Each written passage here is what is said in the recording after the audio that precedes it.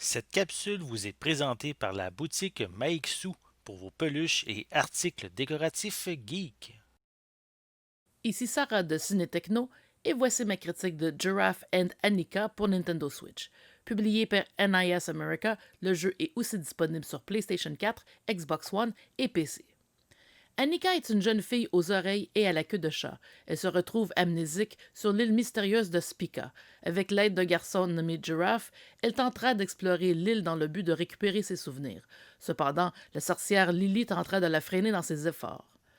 Fruit de l'imagination du graphiste et animateur Atsushi Saito, anciennement de Sega et de Bandai Namco, qui a travaillé notamment sur Sonic Adventure 2, Guitar-Woman et Elite Beat Agents, Giraffe and Annika est un jeu d'aventure et d'exploration mignon, auquel se greffe un mini-jeu de rythme pour les combats contre Lily dans chaque donjon. Un peu à la manière de Metroidvania, en obtenant des pouvoirs comme celui de sauter ou de nager plus longtemps, Annika pourra graduellement accéder à toutes les zones de l'île. Visuellement, le jeu est réellement attrayant. Le design des personnages pourrait rappeler Ni no Kuni ou Robo.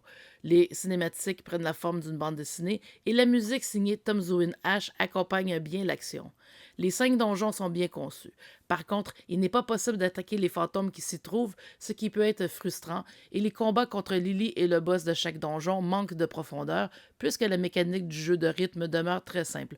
Nous sommes loin de classiques du genre comme Hatsune Miku et Taiko no Tatsujin. L'histoire est quand même prenante et nous sommes intrigués par tous les mystères que recèle l'île de Spica. Par contre, pour avancer, nous sommes constamment à l'aveuglette, un peu à la manière d'un Myst dont les casse-têtes seraient plus accessibles. C'est d'ailleurs là un des principaux défauts du jeu, mis à part le manque de mécanique de combat dans les donjons. Le jeu ne nous tient pas par la main, mais si on ne sait plus où aller ou quoi faire, il n'y a pas non plus d'aide pour avancer. Cependant, puisqu'il s'agit d'un jeu très court de moins de 10 heures, trop d'indices raccourciraient encore davantage la durée du jeu. Un autre point faible du jeu est la mécanique de saut. Annika flotte trop, ce qui complique les tentatives de saut, alors que dans certaines zones du jeu, la précision est de mise pour éviter de tomber du haut d'une falaise. Nous sommes loin de la précision des sauts de Mario dans les jeux de Nintendo.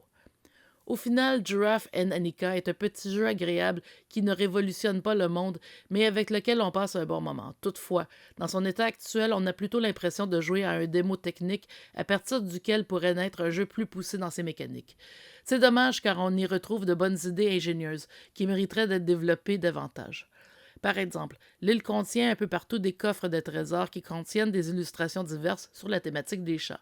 Habituellement, ce type de collection n'a pas grande utilité, mis à part le défi de compléter la série, mais dans Giraffe et Nanika, les images trouvées serviront plus tard dans le jeu.